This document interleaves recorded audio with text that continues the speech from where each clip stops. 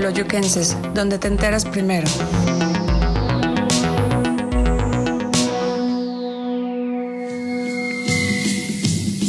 Crónicas Teoloyuquenses, una ventana a la historia de nuestro municipio.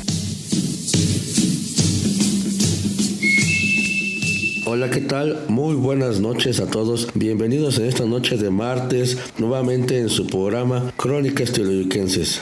Gracias por acompañarnos en una emisión más, esperando que este programa esté siendo de su total interés y agrado. Al mismo tiempo, quiero agradecer una vez más a Teoloyuquenses por darnos la apertura y brindarnos este espacio para la difusión de nuestra historia y de reafirmar nuestra identidad como teoloyuquenses. Sin más preámbulo, continuemos nuestra charla. Esto es Crónicas Teoloyuquenses. Continuando en esta primera etapa de Crónicas Teoloyuquenses, nuestros orígenes, debemos continuar los temas de esta emisión, nuestro origen parte 3. En este programa continuaremos hablando sobre el entorno físico y natural de nuestro municipio, ya que en la emisión pasada nos hizo falta tiempo y espacio para terminar con esta temática. En específico, hablaremos de recursos naturales tales como la flora y la fauna, así como la hidrografía, clima y orografía de nuestro municipio. Demos la bienvenida nuevamente a nuestro colaborador y muy amigo, el arquitecto Pablo Rosas. Bienvenido, arquitecto. Gracias, buenas noches. Es un placer de estar nuevamente con ustedes compartiendo este micrófono y además compartir la historia de Teoloyucan. Muchas gracias, arquitecto. Pues bien, vamos a continuar con esta emisión, con la temática correspondiente a esta emisión. Como les comentábamos, lamentablemente en el programa pasado no pudimos concluir con la temática que habíamos definido como entorno físico natural. En esta ocasión vamos a dar continuidad a ello. Recursos naturales. Permítanme comentarles que en el territorio municipal se localizan yacimientos de tepetate que se utilizan para la compactación de caminos y carreteras, además del barro que se emplea en la fabricación de tabiques, ladrillos y tejas. Arquitecto, pero hablando de la época prehispánica, ¿cuáles eran los recursos naturales que existían y que nuestros antepasados utilizaban o trabajaban con mayor precisión en esta época? Pues empezaré por comentar que debido a que estaban asentados a la ribera del Gran Lago, pues eran innumerables sus recursos, principalmente extraídos de la laguna mal llamada de Zumpango. De ahí obtenían la rana, el pez o pescado, patos de diferente variedad, pero a la vez, como fue un pueblo que se asentó en esta zona gracias a la influencia tolteca, quienes les enseñaron a cultivar el maíz y el amaranto, entre otras plantas que son básicas para su alimentación. En este caso estamos hablando de que ellos, por vagar tanto tiempo en los cerros, comían las tunas, comían lagartijas, así literalmente, comían ardillas, tuza, conejo, camaleones, escorpión, culebra, víbora de cascabel, araña y hasta hormigas. Esa era su alimentación natural de cuando se asentaron en esta zona. Con el tiempo se volvieron sedentarios y, como comentaba, gracias a la cultura tolteca que les enseñó que el maíz se podría sembrar, y finalmente se asentaron y tuvieron una gran época de esplendor en esta zona. Ok, muy interesante, arquitecto. Hoy, sin duda, ahorita nos comenta cuál era parte de esta alimentación, pero hablando de recursos naturales y específicamente de algo que nos mencionaba en la primera emisión o en las primeras emisiones de este programa, quisiera cuestionarle sobre este recurso natural principal que dio origen al nombre de nuestro municipio. Bueno, sí, es interesante hablar de qué es lo que le dio el nombre a nuestro municipio. Es un tema apasionante, es un tema que no se ha cerrado, que actualmente hay más información acerca de nuestro nombre, como Teoloyucan actualmente lo conocemos, pero también de si hay o no hay el material que se dice cristal de roca. Para esto tenemos documentación que da fe que existe el cristal de roca, o mejor llamado roca cristalina, pues sí es interesante hablar de ese material que le da nombre a nuestro municipio, a nuestro pueblo, que actualmente se llama Teoloyucan. En la época prehispánica recibía el nombre de Tehuyoyocan, escrito con doble L e Y. Teoloyucan o Tehuyoyocan proviene de la lengua náhuatl. Y efectivamente, una de las formas de interpretar el nombre es lugar donde abunda el cristal de roca, no el vidrio. Sin embargo, lo más claro sería hablar de roca cristalina, que es un material que quizás se encuentre a flor de tierra. Y lo digo por esto. Los toltecas venían a este lugar por el material para sus ornamentos y decía que iban al Cerro Grande rumbo a Tepuzotlán o Tepozotlán el día de ahora. Un lugar donde se asentaron los otomíes y que le llamaban a este lugar Ciutzone. Y con el tiempo se construye el drenaje profundo de la Ciudad de México, y por donde van excavando, ya sea el túnel o sea las lumbreras, van tomando muestra del material que van encontrando.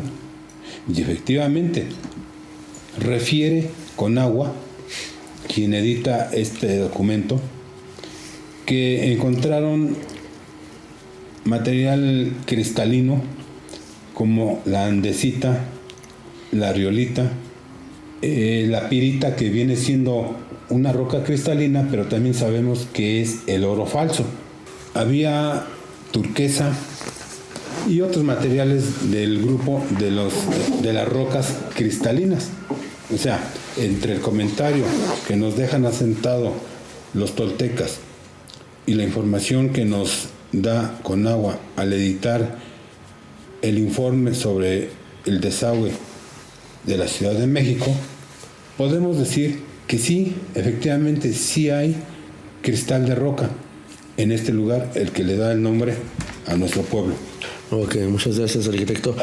Ahora, hablando de la flora y la fauna que existían en nuestro municipio, si bien actualmente, debido al crecimiento demográfico y al desarrollo de nuestro municipio en cuestión de construcción de caminos, vialidades, unidades habitacionales, casas habitación e inclusive la industria, poco a poco ha ido en disminuyendo la flora y la fauna que existe en nuestro municipio, como en todo el país.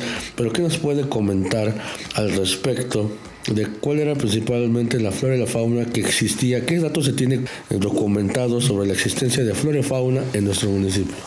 Pues de hecho la flora y la fauna pues no han disminuido en cuanto a los elementos que había en aquel entonces. Ha disminuido en la cantidad, por lo mismo que refieres.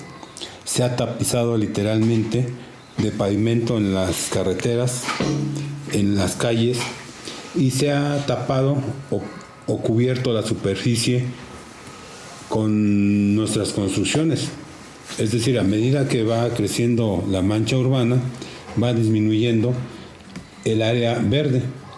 Pero haciendo referencia a qué elementos había en la fauna, pues desde luego muchos conocemos que el típico pirú, sauce llorón, eucalipto, fresno, álamo, pino, mimosa, huizache, alcanfor y ahuehuete. Esos eran los árboles que más abundaban en este lugar. Desde luego que hay los árboles frutales como el durazno, la manzana, capulín, tojocote, morera, ciruela, pera, higuera y granada dentro de estos árboles frutales. A la fecha los hay en menos cantidad, pero finalmente es el clima apropiado para estos árboles. Hay otros que son de carácter medicinal. ¿Quién no sabe de la sábila, la pata de león, el alfilerillo, el mastranto, mar rubio, el hinojo, el cedrón, la manzanilla, la hierbabuena, la golondrina, el gordolobo, epazote de perro y de zorrillo, la ruda, la mejorana, que eran plantas que nuestras abuelas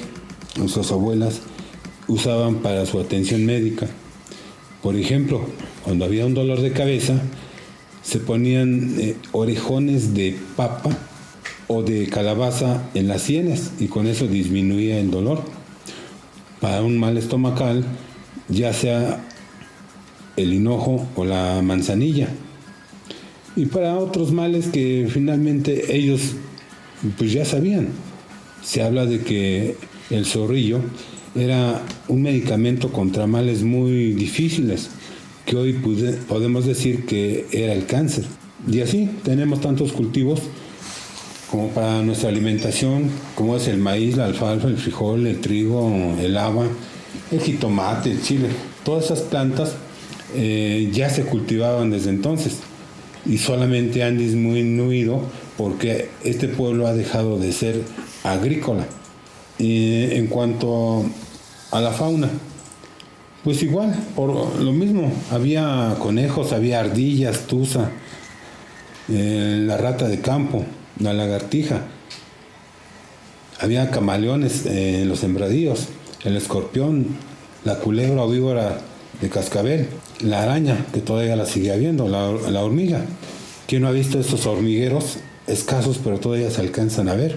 Y estos eran los animales que existían en aquel tiempo. No olvidemos de hablar de la lechuza, la liebre y el zorrillo. O de los animales domésticos como las aves de corral, el ganado vacuno, el ovino, el equino, el porcino y el conejo. Hoy este pueblo solamente produce a nivel casero y en algunos casos lo que serían los animales de corral.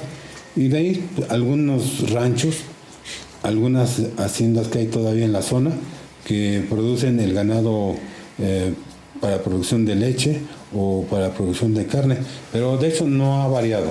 Lo que ha disminuido es en cantidad. Ok, muy interesante. Hablando de la hidrografía, actualmente conocemos que los cuerpos principales son a cielo abierto, principalmente la laguna, lo que conocemos como la laguna Zumpango, que ahorita espero nos diga en qué proporción de este espejo de agua corresponde a nuestro municipio. Asimismo, el canal que conocemos como el canal, que es el emisor poniente, que actualmente es un canal de aguas negras, y el muy conocido río Chiquito, o lo que es en sí el ramal del río Tepoztlán. Pero al respecto, es una duda que yo tengo. Hablando de la época prehispánica y del Gran Lago, ¿estos ríos en ese entonces ya existían? ¿De alguna manera alimentaban a este lago? ¿O cómo? Platíquenos un poco al respecto de cómo estaba esta cuestión hidrográfica de nuestro municipio en ese entonces.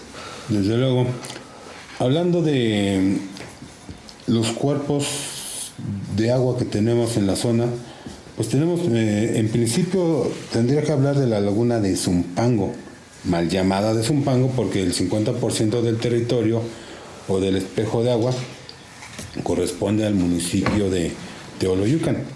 Ahora, esta laguna es el remanente, es lo que queda de lo que fue el llamado Gran Lago. Con el tiempo y la llegada de los españoles se creó una situación pues conflictiva. Tomaron una decisión los españoles en la época del virreinato de secar el Gran Lago, de sacar el agua fuera de este valle conocido como Valle de México o Valle de la Náhuac. Ellos quisieron de alguna manera librarse del agua para que no corriera peligro la nueva ciudad llamada Nueva España. Entonces planearon sacar el agua a través de un canal en principio, o una zanja muy ancha, llamada Canal de Riego, para llevarla a la zona de Huehuetoca, perforar un túnel y finalmente salir en la zona de Tequisquiac para llevar el agua hacia la zona del río del Oro. Al construir este drenaje en Real de Huehuetoca y llevar el agua fuera de la zona de la cuenca llamada de México, entonces Enrico Martínez perforó un canal a cielo abierto desde Ecatepec, desde la Ciudad de México, pasando por el lago de San Cristóbal, pasando por Zumpango y llegando hasta Huehuetoca. En ese punto se convertía en un túnel y ese túnel era el que sacaba el agua. De esa manera se ganó más terreno, pero a condición de que se extinguió prácticamente lo que era el Gran Lago. Y como dije, era el remanente, o es el remanente de la laguna de Zumpango de ese Gran Lago. Y desde entonces el río Cuautitlán, que ya existía, desembocaba aquí en Teoloyucan, en donde empezaba la laguneta de Coyotepec. La laguneta de Coyotepec desembocaba en la laguneta de San Juan Ciclaltepec y esta misma desembocaba en la laguna de Zumpango. Pero la laguna de Zumpango, imagínense, iniciaba aquí en la zona donde está el centro comercial, antes Comercial Mexicana. En ese punto era donde para nosotros empezaba la laguna de Zumpango. Con el tiempo se fue recorriendo, se fue acortando, y el primer recorte fue cuando el arquitecto Ignacio Castera, al querer solucionar finalmente el problema de ese gran drenaje o desagüe de la Ciudad de México, dice, bueno, si de las Trabas de Santo Tomás el río va zigzagueando hasta lo que hoy conocemos como la zona de vertideros, ¿por qué no hacerlo en una línea recta? Y en este caso, de las Trabas de Santo Tomás, construyó el nuevo canal en línea recta a lo que le llamamos el Gavillero. Pero esa fue una destrucción, fue el principio del fin del cuerpo de agua de esta zona, porque al crear esa desviación del río Cuautitlán, finalmente el agua que estaba integrando la laguneta de Coyotepec se fue al 100%. La laguna de Ciclaltepec, por lo tanto, también desapareció y hoy actualmente nada más tenemos lo que es la llamada laguna de Zumpango. Pero quiero hacer referencia al río Cuautitlán. El río Cuautitlán nos traía el agua desde la zona de Atizapán, digamos de la parte norte o noreste de la zona de lo que conocemos como la Marquesa. Desde esa zona el escurrimiento del agua llegaba hasta la zona de Cuautitlán, Tepozotlán, Teoloyucan y penetraba a estas lagunetas de Ciclaltepec, de Coyotepec y la laguna de Zumpango. Pero eran unos torrentes tan fuertes que esta agua que proveía a la laguna, el río Cuautitlán, le daba vuelta, es decir, entraba por la laguna de Zumpango, corría hacia la laguna de San Cristóbal Ecatepec y llegaba a la Ciudad de México. De tal manera que en 1530 hubo una inundación en donde la ciudad estuvo 5 años bajo el agua y por lo tanto la población disminuyó, quedando solamente el 10% de esa población. Así tan grave era la situación del río Cuautitlán, que era voluminoso. Hoy en día, a esta fecha, el río Cuautitlán existe. Curiosamente, aquí termina, aquí en Teoloyucan. Nada más que ahora ya el agua es represada en la presa de Guadalupe y de ahí sale de manera controlada a esta zona, llegando a lo que le conocemos como las compuertas de los 3 ríos. Ahí el agua del río Cuautitlán se mezcla con las aguas del emisor poniente, que es precisamente un desagüe de la zona urbana de entre Cuautitlán y Tlalnepantla. Esa agua negra llega a esta zona, se junta con el río Cuautitlán en una proporción de 80% de agua negra y 20% de agua del río Cuautitlán. Aquí ya en el centro de este municipio cruza el llamado Canal de Aguas Negras o emisor poniente y continúa hacia la zona de Huehuetoca, pero antes hay una desviación por el canal llamado de Santo Tomás que llega a la laguna, pero hoy esa laguna se le conoce como un vaso regulador, es decir, para que se pueda controlar el agua negra y en su momento esta misma agua sea aprovechada dizque para riego de los terrenos que se cultivan en esta zona. Un agua que está contaminada, que trae minerales nocivos para la salud, pero esa fue la historia del río Cuautitlán y lo que es la laguna de Zumpango. Es una afectación que nos hicieron sin conciencia, sin tomar conciencia las autoridades de aquel tiempo de lo que representó para nuestra gente, para nuestros terrenos, para nuestra imagen urbana de esta época.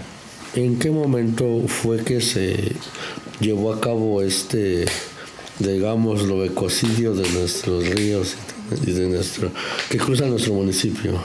¿En qué momento de la historia, arquitecto?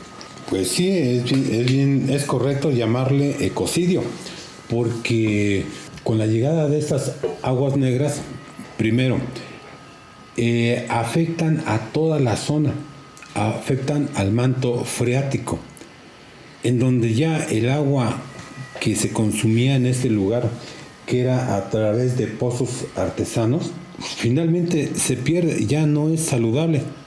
Y es por eso que se crea una batería de pozos del ramal Tizayuca-Pachuca, de donde tomamos actualmente el agua. Ahora, ¿cuándo se genera esto?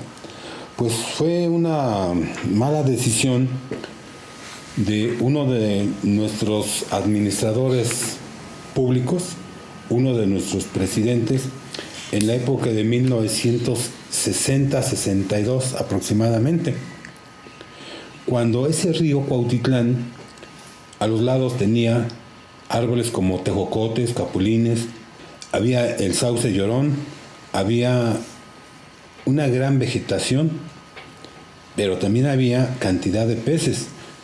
La gente, además de alimentarse de esos peces, del camarón de agua dulce como es el acocil, de las ranas, también la utilizaba para bañarse, o se bañaba ahí, o también la gente iba a lavar su ropa. Era un elemento que le daba vida a este municipio, pero como siempre, proyectos que únicamente beneficiaban a la Ciudad de México, no importaba que afectaran a municipios como este.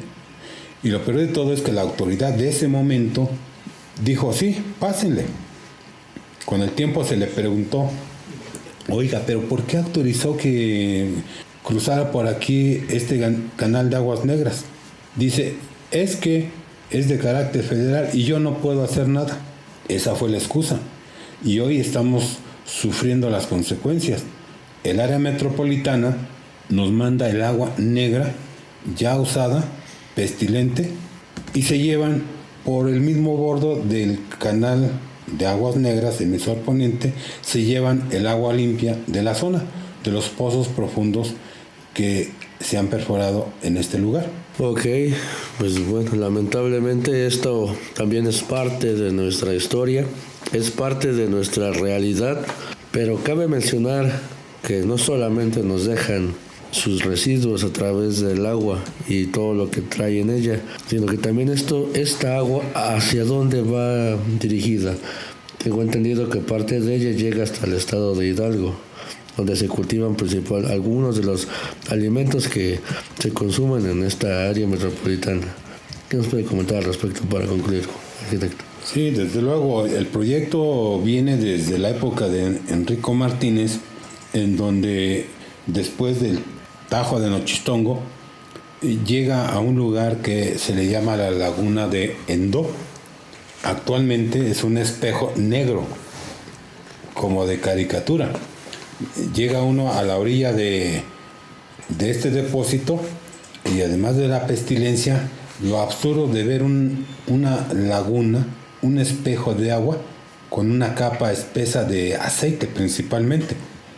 Ahí llega, está por un tiempo, tiene el desagüe, la laguna de Endo, y esa agua sale por un arroyo, un río, y se va golpeando con las piedras, va rodando el agua, va rodando las piedras, ¿por qué no?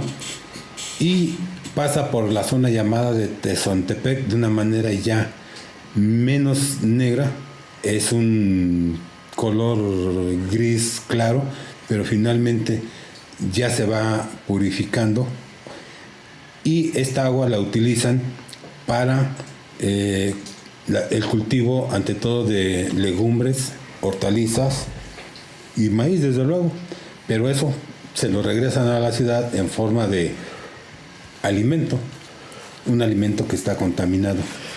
Ok, muy interesante, pero una vez más se nos termina el tiempo de esta emisión. Sin duda son temas muy interesantes, muchos datos por comentar. No nos despedimos sin antes comentarles el dato curioso de esta emisión. Arquitecto, ¿qué nos puede mencionar?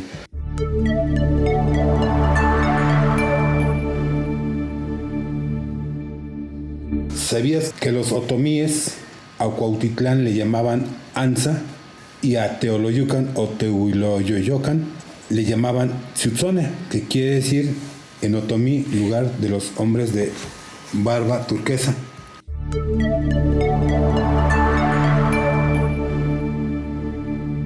Ok, muchas gracias, arquitecto. Se nos ha terminado el tiempo de esta emisión. Lamentablemente no hay tiempo que alcance, sin embargo les comento que les daremos continuidad a este tema en el siguiente programa con las actividades económicas de nuestro municipio, y si tiempo nos la permite, claro, iniciaremos con la historia detallada de la llegada de nuestros principales fundadores de nuestro municipio a este territorio. Muchas gracias por su atención, gracias por su preferencia y esperamos seguir contando con su presencia en las próximas emisiones. Muchas gracias. Esto es Crónicas Teoloyuquenses, y recuerden, una cosa es continuar haciendo historia y otra repetirla. Hasta luego.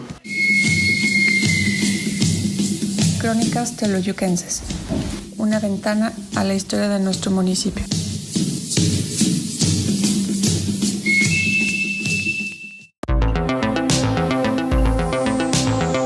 Teoloyuquenses, donde te enteras primero.